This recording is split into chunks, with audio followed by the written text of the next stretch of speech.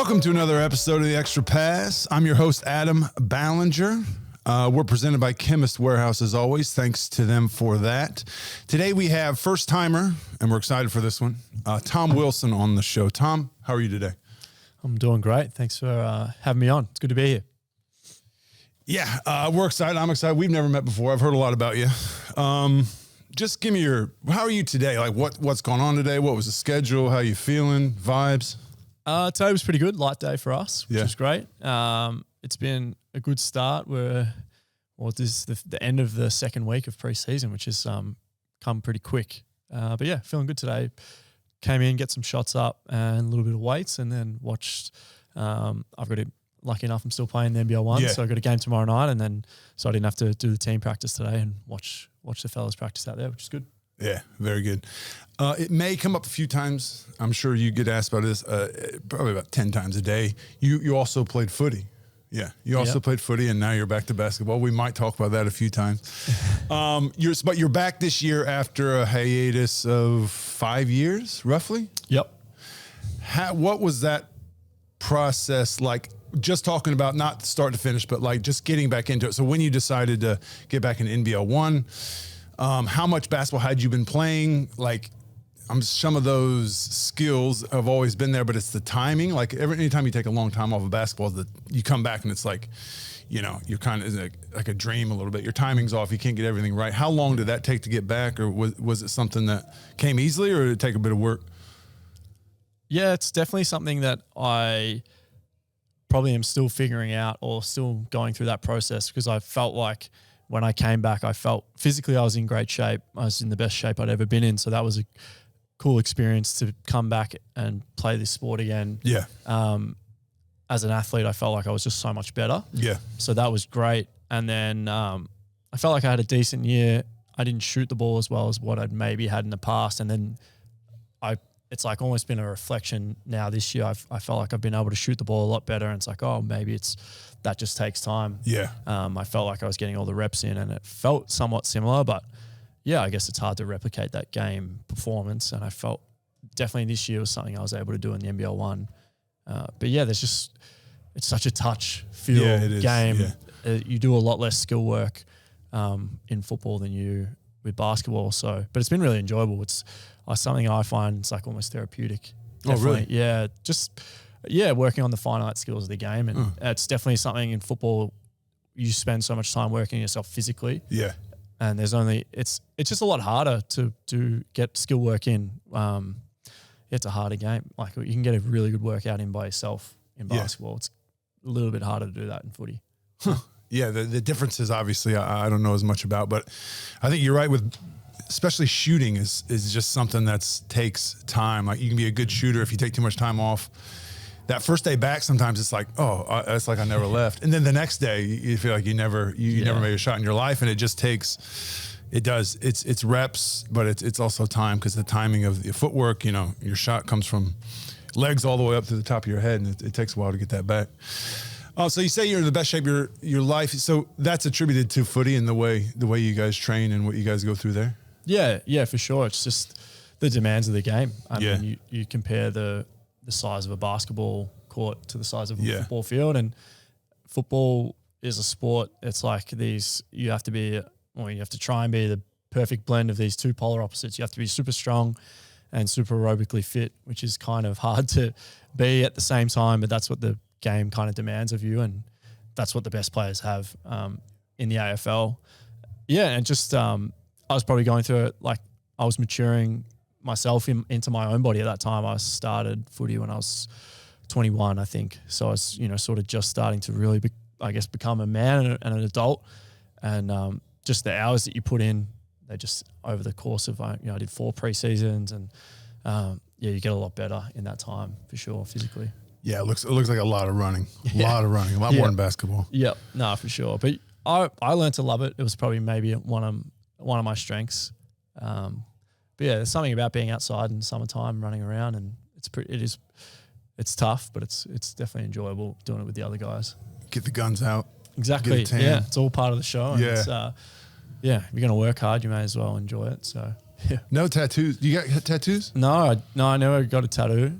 I thought Collingwood Most of those guys are. There was a definite period, where Yeah. it was kind of like a bit of a code of honor, I guess, or a bit of a welcoming. But no, I didn't get one. Never got pressured into it or anything like that? No. When we won the premiership, I think a few guys were having beers the next day and a few guys snuck off and got the premiership tattooed down there. I didn't play in the premiership, so I'd feel pretty weird if I got one of those. But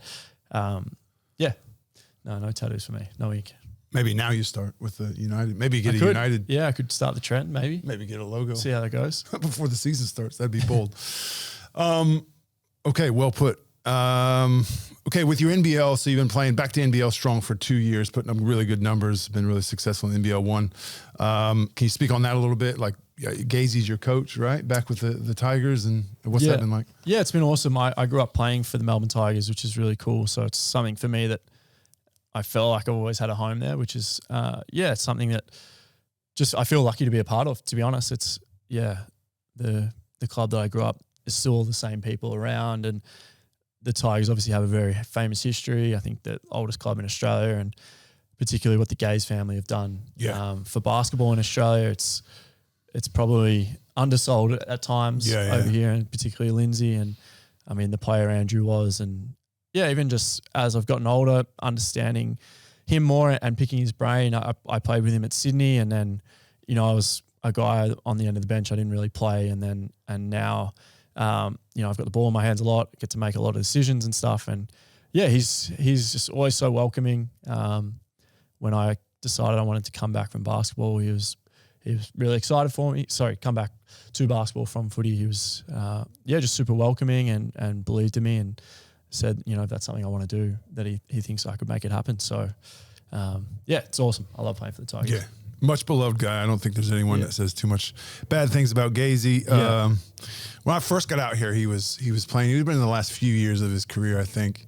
But my dad knew who he was from Seton Hall when he went to Seton Hall. Yeah. And I get here and he's like, who's the guy with the gray hair? Like, who is this guy? I learned pretty quickly who he was. So your career, so basketball when you were younger, you played some national teams and things like that. But let's go back to, so you're playing here and you got a chance to go over to America to play for SMU, right? Mm-hmm. But what was it like getting there and trying to play in that organization?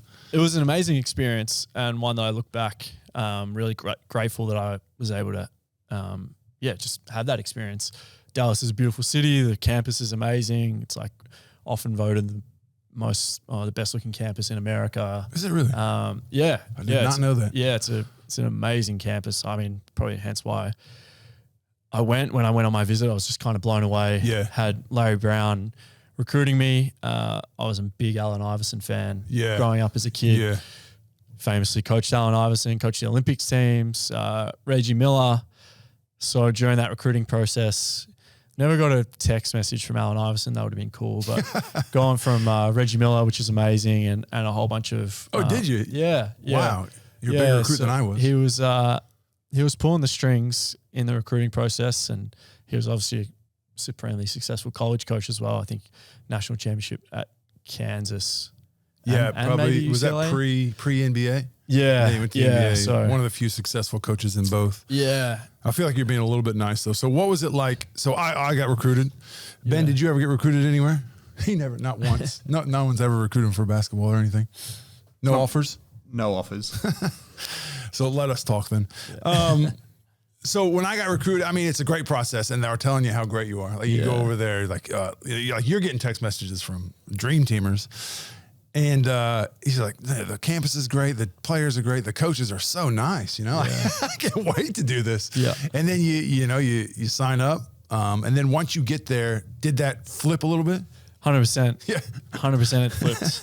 Once they got you, they got you. Pretty, I guess from the story I was just telling, this one probably marries up pretty well.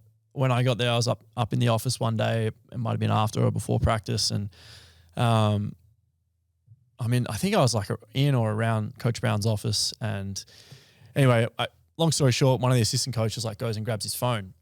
And so he's just texting this kid that he's recruiting from Coach Brown's phone. So I quickly figured out, every time Coach Brown was texting me, guy doesn't even know how to use couldn't text. He's like 78 years old or whatever. He's not really probably that swift on an iPhone. Yeah. And that was pretty eye-opening. You go, oh, okay. So, I think Larry Brown's texting me every other day. Yeah. Not really the case. But yeah, Coach Brown left. So I was there for summer school. There's 2 terms in summer school. And at the last week of the second term, he quit. He resigned. So, there was coaching change.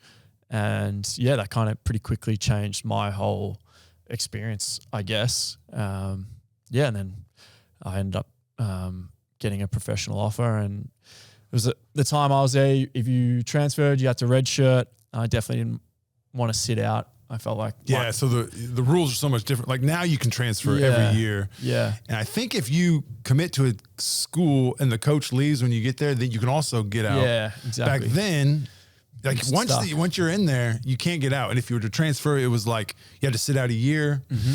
Even if you transfer, when I was playing, if you transferred in the same conference, you had to sit out a year and you lose your scholarship. Oh, okay, yeah. So they made it really hard that once you got there, it was really hard to leave. Yeah. And it's totally flipped the other way. There probably needs to be meet in the middle a little bit. But I was the same. I got to Michigan State, had legendary coach Tom Izzo. So, really grateful for him. And, I could still call him today and ask him for a favor. He'd be right there.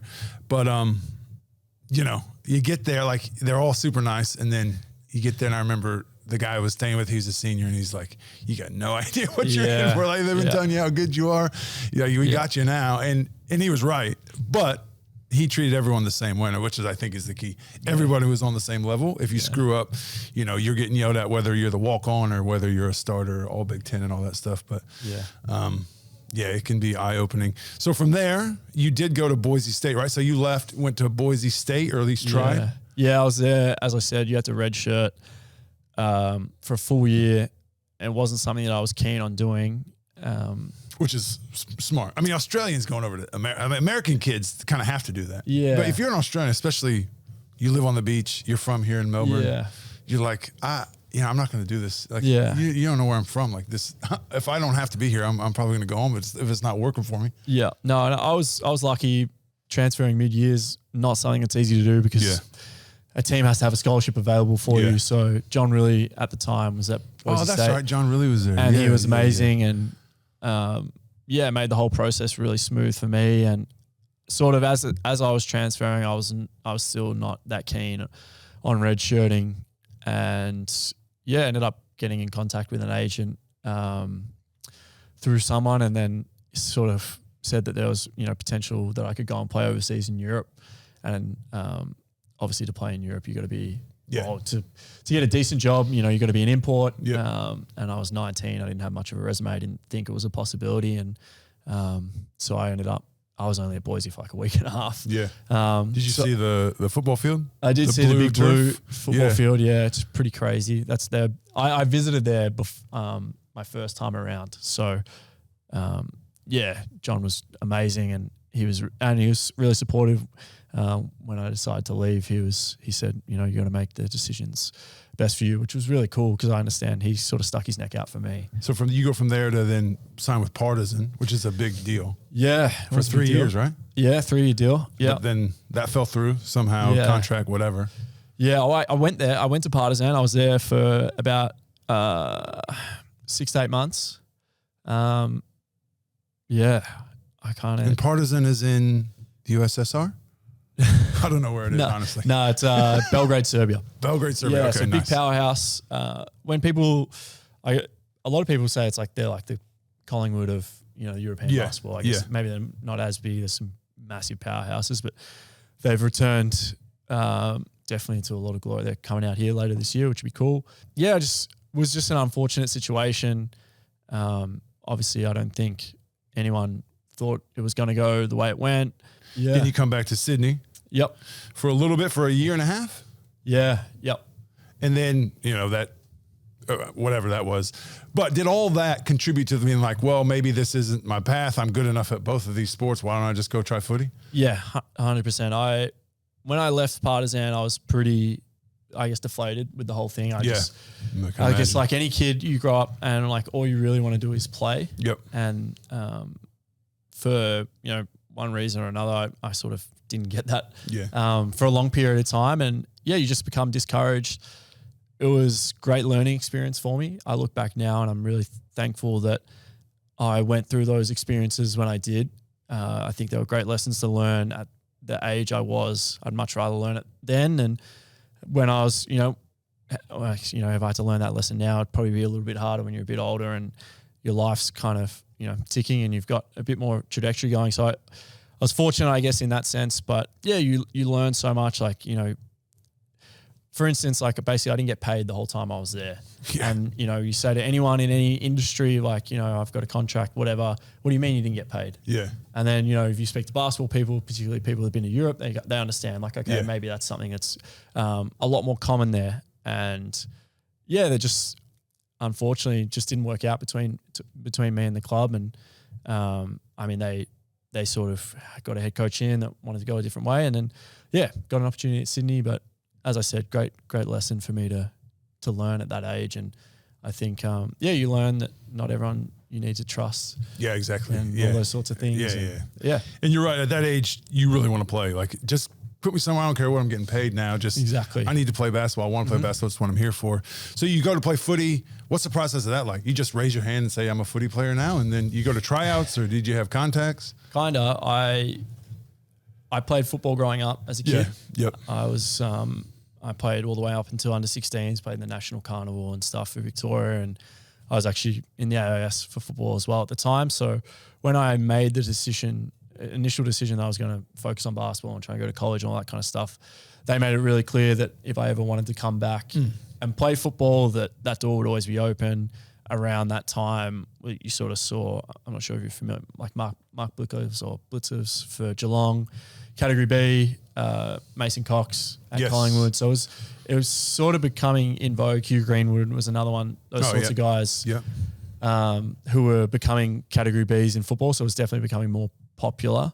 And I think an avenue that teams just saw as an opportunity to get someone on their list that they don't have to draft. It was like a free hit for them. So just went ahead and the Collingwood had kept in contact with me basically that whole time. So that's sort of five or so years, and I eventually got to the point where I was like, I think I want to come home and give this a try.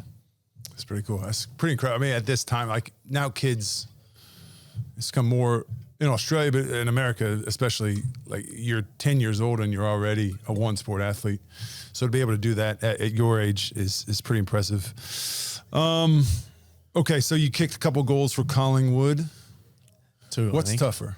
Well, a couple. 2. Count them. Goals, plural. Exactly. That's it. What is tougher, kicking a goal in a footy game, AFL, or a dunk in a NBL 1, NBL game? It's a weird question. It's not even close to the same thing. But this is where we really... A dunk, for me, is quite hard to come by.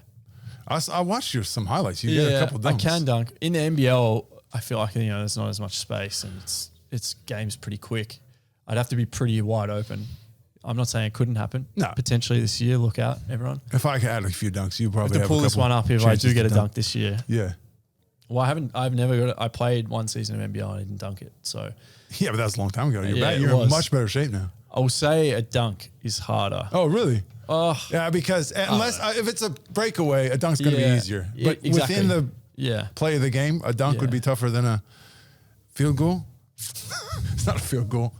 What? Yeah, they're probably a sixer. Yeah, just a goal, I guess we call it. Goal. Yeah, we don't really call it too much else. I call a sixer and a one or a it's 1 pointer. 6, yeah. I actually took our import to his first game on the weekend. He said, he used the same lingo. He said, so that's 6 and that's 1. So there you go. Yeah, I have thoughts on footy. No one wants to hear them. Tom, it's time for the Fast Five. Ready? This is Fast Five with balls. Been waiting for this the whole time. Now we're on to the fun stuff. Yeah, they're hard hitting. So I hope this is the part of the podcast where we do the exact same thing we did in the first part. It's just got a different name. All right? Sounds good. Okay, great. All right. You play 2 sports professionally, which is not easy to do. I heard you're a pretty good golfer. Oh, you like golf. Sources. I love golf. Love golf. I'm trying to get better. Have you played with any of the guys? I played the Melbourne United golf day. Yeah. So I actually played with Jay. a famous S&C coach. That was good. He's meant to be pretty good. I think he had a rough day that day. And I saw Reese and Tanner and stuff played in the group before me. So I saw a few of them play too. CG's a big golfer. You should get out with him. Yeah. No, I'm keen to hit the course with a few of the boys. Hit the sticks. That's it. Swing the sticks. Got some new clubs, so I'm ready to go. Oh, nice. Yeah. Now, the question is, that wasn't a question. Are you good at other sports too? Like, what are some other sports that you found that you just start and you're pretty good at? Like darts, bowling? I feel like I was pretty classical Australian growing up. That was my upbringing. And I was football, cricket, and basketball. So cricket would be the other one. Yeah, cricket, I played cricket all the way up until I was like 16. Really? And I loved it. Yeah. Jeez, your parents are driving all over the place. My parents were amazing. Yeah. Yeah. Wow.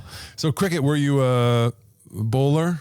I was an all rounder because my dad told me that if you just do one, it's a pretty boring game. So you want to try and do both. Yeah. That is what people say. It's boring. Exactly. So spin bowler or just fast bowler? Medium pace. I'd like to think it was fast, but I probably wasn't too quick.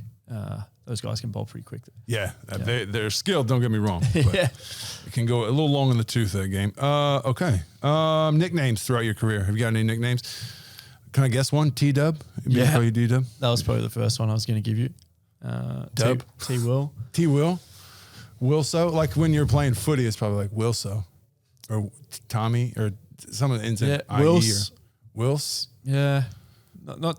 There's not too many creative ones, really. They're all pretty... they're all in the IE standard. or O. Exactly. Yeah. What about basketball ones? Is there different ones for each sport? Or is it T-Dub goes across the board? Yeah, across the board. T-Dub across the board. Yeah. Maybe get that on back of the jersey. Okay. You're from St Kilda, right? St Kilda area? Sandringham. I grew up in Sandringham. I live in St Kilda now, yeah.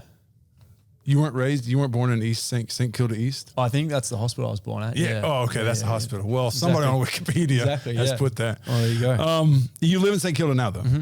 Okay. When I moved here, they put me on Fitzroy Street in St Kilda. Oh, wow. Love that area. Can you give me 3 things that you love about Melbourne? 3 unique things. It's kind of... I love the sporting culture. Yeah.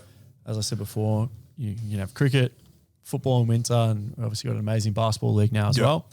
So sport, number 1, food, amazing food and like hospitality scene in Melbourne. And as I'm getting older, something I really love. I love trying new foods and that sort of stuff. Would you consider yourself a foodie? I don't love the term foodie, but I guess... Bit too pretentious? I guess, yeah. Do you like the show The Bear? Love the show The Bear. I think it's a You're great a foodie, show. I think. Yeah. I love the show The Bear too. I wouldn't consider myself a foodie, but yeah. Any favorite spots in Melbourne to eat? I have to say, my player sponsor this year is Freddy's Pizza on Chapel Street there in Windsor. Lucky enough to be very good friends with the guys there. So perfect. Freddy's Pizza. I'm a frequent there. Yeah. Freddy's Pizza. I'll have to give it a try. Okay, favorite movie. What are you watching these days? We'll go movie, and then what are you watching on streaming other than The Bear? Do you have a favorite movie? Top 3 genre even? Favorite movie? I love Moneyball. Moneyball, yeah, great. That's a great film. I'm not a massive movie buff. Pretty simple streaming TV. I love The Office. I can have The Office on all day, every day. Just straight through. Yeah, I love it. In the background, Michael Scott, amazing. Have you seen the British Office? Yeah, David Brent. Yeah, I haven't done as much of it, so maybe that's something I need to explore. No, I'm just asking. More. That's all. Whenever I mention The Office, I got to show how cool I am because I started with the British Office. Right. I too love the American Office, though. What do you think of Jim and Pam? Yeah, they're fine. They're not. Do you think they're funny? Did you laugh? Can you name me one funny thing Pam ever said? No, Jim, I like when he's doing stuff and he'll, the subtle looks at the camera and stuff. Subtleties of stuff you pick up. Jim and Pam, I don't know about it. I probably led that question. Yeah, I don't know. I have a strong opinion on it, but I would like to get a cut of The Office. No Jim and Pam, please. Favorite footy player growing up and favorite basketball player growing up? My favorite football player was Scott Pendlebury. So that was cool. I got to play with him. He also played basketball. He did play basketball. Don't know if you're aware. It is a very well known. Everybody says well that. Talked about. Yeah, even I know that topic. And my favorite basketball player growing up was Carmelo Anthony. I hate Carmelo Anthony. Oh, really? Damn. No, I don't hate him. tough. That's strong. We played him. That's it when he was at Syracuse. When he's at Syracuse, they came to Michigan State and played us. Pre-game, we had to go through like a whole thing we had to do, like very regimented that we had to do. By the time the game started, you're almost tired because of what the coaches made you do, like the assistants, everything. They were out there before the game shooting, screwing around, laughing. I never seen anybody laugh before a game in college. They're laughing. He's actually shooting air balls to get our students to like laugh at, like he's shooting air balls to goad them on. He was that confident. Yeah, I just couldn't stand it. I was like, how do you do that? But he had a decent career, so yeah, that's probably a good choice. Denver Nuggets Melo. That was my when I was younger. Yeah, hell of a player. Okay, Balls, you pretty famously got dunked on against Syracuse in that game. You? I did by Hakeem Warwick. Thanks for bringing that up, PB. Doing your job. It was nice to see. Yeah, that's the worst I've ever been dunked on. Hakeem Warwick. I was this close from blocking the shot. No one believes me. There's a photo that's looks pretty bad. So you would have been. I was this close from blocking the shot when he came out here and played. Yeah, I was done by then. No, I was done by then. He was on the team here though. Yeah. To bring it back to basketball and the NBL season, what are you looking forward to the most going into it? Are you excited? Do you wish it was starting tomorrow? That would be cool. Yeah, it would be cool. Less preseason. Yeah, yeah. We've been at it for 2 weeks. Just to be honest, just really excited to be back and feel very fortunate that I get another opportunity. It's something that when I finished playing football, I didn't know if I'd ever be a professional athlete again. And I guess I'm still quite young, but to get to live out that, it's a childhood dream for me. So, just super excited to be back around a group and be in the position and hopefully try and win a championship. I think that's, that'd be an amazing experience. I'm all keyed in on that. Good way to end it. Can't wait to get the tattoo. Exactly. To start that trend. Yeah. All right. That's it. Thanks, Tom. And thanks to Kim's Warehouse and me and producer Ben and Locke.